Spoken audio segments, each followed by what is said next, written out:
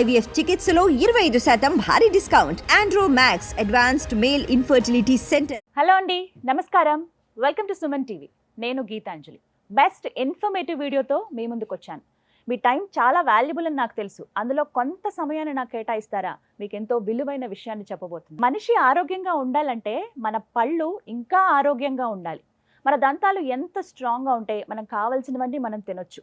దాంతోపాటుగా అందమైన చిరునవ్వు ఉంటుంది. మనం కాన్ఫిడెంట్గా ఎదుటి వాళ్ళ దగ్గరికి వెళ్ళగలుగుతాం. మన పంటిని కాపాడుకోవడం చాలా అవసరం. ఓవరాల్గా డెంటల్ కేర్ గురించి మనకున్నటువంటి అపోహలు అలాగే కొన్ని సమస్యల గురించి ఇవాళ మనం డిస్కస్ చేద్దాం. మనతో పాటు ఉన్నారు డాక్టర్ యుగంధర్ గారు, NDC national dental care managing director వారు. వారికి ఈ రంగంలో ప్రత్యేకంగా 22 సంవత్సరాల అనుభవంతో పాటుగా ఇప్పటికీ 5 లక్షల మందికి ట్రీట్ చేశారు. వారితో మాట్లాడి డెంటల్ కేర్ గురించి వివరాలు తెలుసుకుందాం. హలో డాక్టర్ గారు. Hello ma'am. Morning brush significance ఏంటి అసలు? మార్నింగ్ బ్రష్ చేయటం అనేది ఎందుకు? వీటి గురించి మాట్లాడదాం. మార్నింగ్ బ్రష్ అనేది కాదు మ్యామ్, మీరు అన్నట్టు ప్రోగ్రాంలో ద బెస్ట్ ఒక కాన్సెప్ట్ తీసుకున్నారు డెంటల్ కేర్ అనేది. ఇది ఎవ్రీడే నిత్యావసరాల్లో స్టార్ట్ అవ్వడంలో అది ఒకటికే స్టార్ట్ అవుతుంది. ఫస్ట్ అదే స్టార్ట్ అవుతుంది. Oral health is actually replica of the total body health అని అంటారు. ఇక్కడ పర్ఫెక్ట్గా ఉంది అని అంటే టోటల్ బాడీ అంతా కూడా పర్ఫెక్ట్గా ఉంది అనేది ఒక ముఖద్వారం లాగా అది.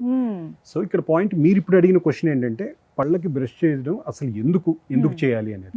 Very simple ma'am. మనం ఏదైనా తిన్నా కూడా, ఏదైనా తాగినా కూడా, ఏదైనా షుగర్ ఇంకోటో జస్ట్ రెగ్యులర్ ఫుడ్ ఒకటి తీసుకున్నా, పాలు తీసుకున్న ఒక 1 minute or 5 minutes తర్వాత ఒక ప్లాక్ అని ఒకటి టీత్ పైన ఒక లేయర్ ఫామ్ అవుతుంది.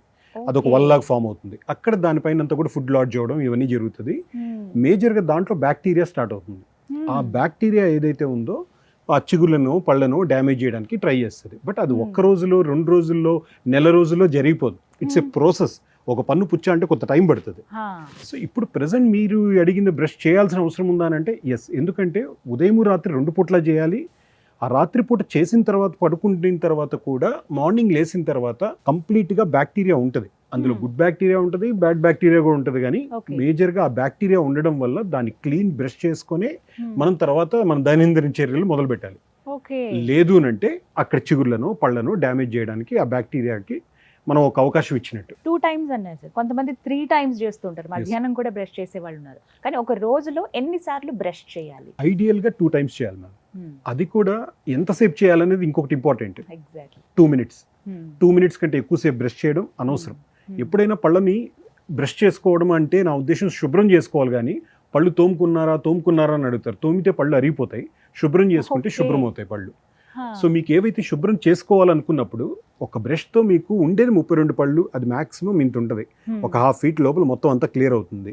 అన్ని పళ్ళని అన్ని లోపల వైపు బయట వైపు అన్ని టచ్ చేసామా లేదా అనేది వెరీ ఇంపార్టెంట్.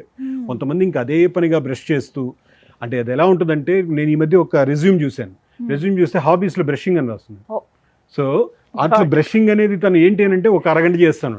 దానివల్ల డెంటిస్టులకి, డాక్టర్లకి చాలా ఉపయోగం ఏంటంటే అలా బ్రష్ చేయడం వల్ల పళ్ళు అరిగిపోవడం తప్ప వేరే ఇదేముండదు. మాకు అది ఇండైరెక్ట్గా మాకు మెయిల్ చేసినట్టు. సో 2 minutes కంటే ఎక్కువ బ్రష్ చేయడం అవసరం లేదు. ఉదయం రాత్రి బ్రష్ చేస్తే సరిపోతుంది.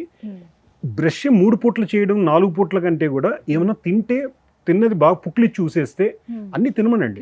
తిన్న తర్వాత పుక్లి చూయమని చెప్పండి. అప్పుడు నేను అన్నట్టు ఇందాక ఆ ప్లాక్ అలాంటిది ఆ లేయర్ ఫామ్ అవ్వకుండా ఉంటుంది. Thank you so much doctor గారు. కామన్గా ఉండే డౌట్స్ ఇవన్నీ కూడా చాలా క్లియర్గా డీటెయిల్డ్గా ఎక్స్ప్లెయిన్ చేశారు. మా డౌట్స్ అన్నీ కూడా క్లియర్ అయ్యాయి. ఎంతైనా డెంటల్ హెల్త్ చాలా ఇంపార్టెంట్ అనేది మాత్రం మాకు అర్థమైంది. Thank you so much doctor గారు. నమస్తే.